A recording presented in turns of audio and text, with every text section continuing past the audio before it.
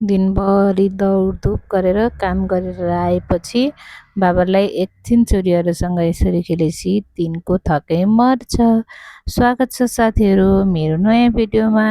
आज चाहिँ बाबाले हतार हतारमा मोबाइल छोडेर जानुभएछ अनि मैले चाहिँ मोबाइल उहाँलाई इनड्राइभ गरेर पठाइदिएँ। आज चाहिँ मलाई सरप्राइज दिनलाई मेरो भाउजू आउनुभएको रहेछ अनि सानी चाहिँ भाउजूसँग खेल्दै थिए। दिनभरि भाउजूसँग गफ गर्दै भिडियो बनाउनै भ्याइनछु। अनि अन्सिकालाई लिन जाने बेला भइसकेको थियो अनि अन्सिकालाई लिन गएँ।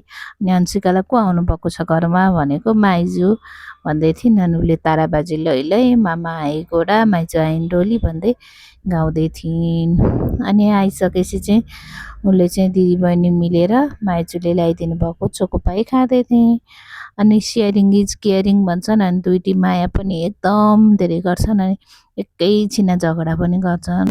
नन्द भाउजू भेट्दा नि भिडियो के नबनाउनु भनेर हामीले भिडियो बनायौँ।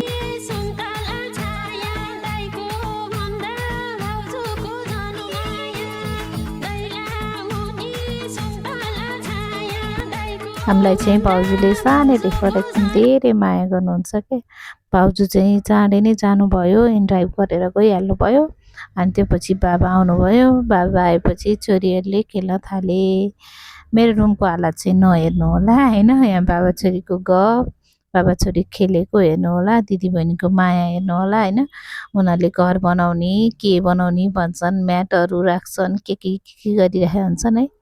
उनीहरू चाहिँ यस्तै गर्छन्। म छोडिदिन्छु अनि एकछिनमा सफा गर्दा सफा भइहाल्छ भनेर छोडिदिन्छु। दिदीबहिनी खेल्दै थिए दसैँ आएपछि त हामीसँग पैसा हुन्छ भनेर भन्दै थिए।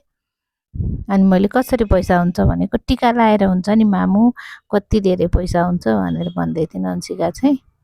यसरी हाम्रो चाहिँ दिन बित्यो आज। Thank you for watching.